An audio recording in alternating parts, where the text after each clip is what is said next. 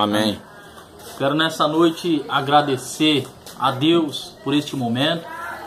Hoje é um dia ao qual Deus ele nos deu para que possamos cumprir os deveres das nossas vidas e entender também que Deus ele tem um propósito na vida de cada um de nós.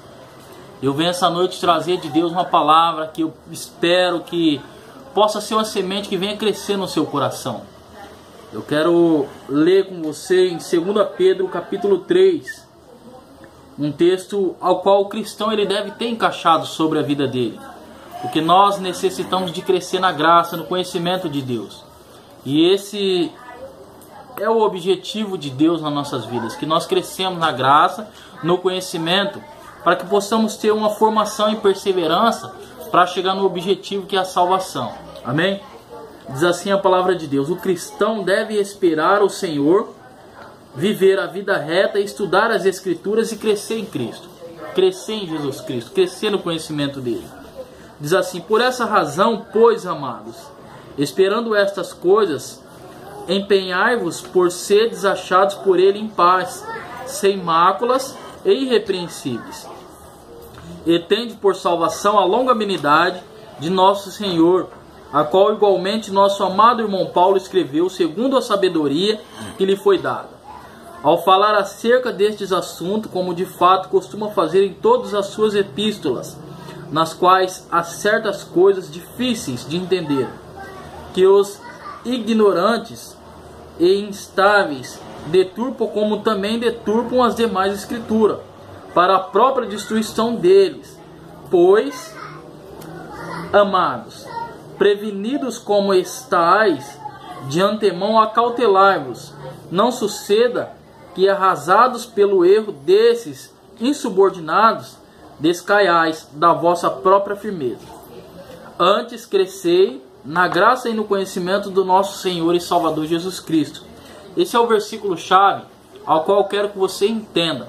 Coloque sobre a sua vida um crescimento na graça. Diz a palavra de Deus que Deus enviou um anjo até Maria e disse: Maria, o Senhor achou graça em ti, eis que conceberás e dará à luz a um filho, a quem salvará o seu povo de todos os pecados. Nós sabemos que é Jesus Cristo.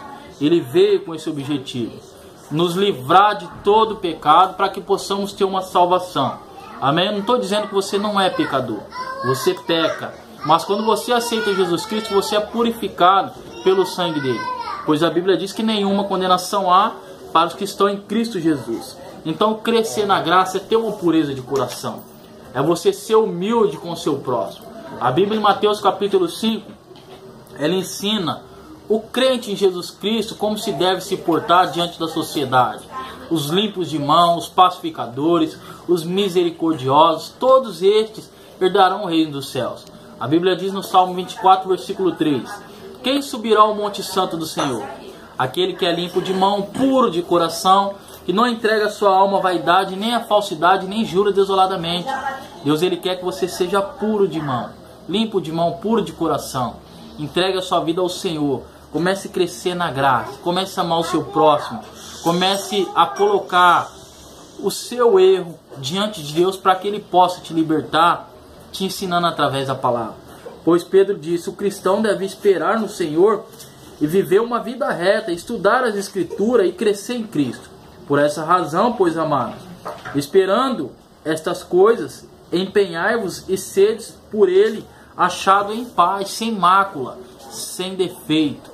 O ser humano ele é detalhado de defeito, mas quando você estuda as Escrituras, quando você procura se afundar naquilo que é servir Jesus Cristo, o que é ser verdadeiramente um servo de Deus, você começa a entender que o objetivo de Deus é te salvar.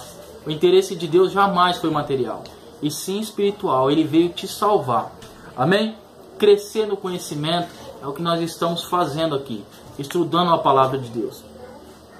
Há alguns versículos lá em Gálatas 5, versículo 19, que diz que as obras da carne são prostituição, idolatria, feitiçaria, inimizades, porfias, ciúmes, iras, dissensão, pelejas, facções, invejas, bebedices, glutonarias e coisas semelhantes a essa. E o apóstolo Paulo diz: a quais vos previno e vos declaro que não herdarão o reino dos céus. Lá no versículo 22 você vai ver os frutos do Espírito: paz, mansidão, bondade, temperança, longanimidade, amor ao próximo, que é o mandamento de Deus. Pegue a sua vida e coloque diante do que é frutos do Espírito e do que é obras da carne. Coloque a sua vida ali e veja em qual você está se encaixando. E comece a se consertar diante do Senhor. Deus, ele tem um plano na vida de cada um de nós e ele necessita nos salvar. E para ser salvo, você tem que ser irrepreensível diante de Deus, sem mácula. Comece a arrumar a sua vida diante de Deus para que você possa ter uma salvação. Receba essa mensagem em nome de Jesus Cristo. Amém? Que Deus possa abençoar grandemente a sua vida, em nome de Jesus.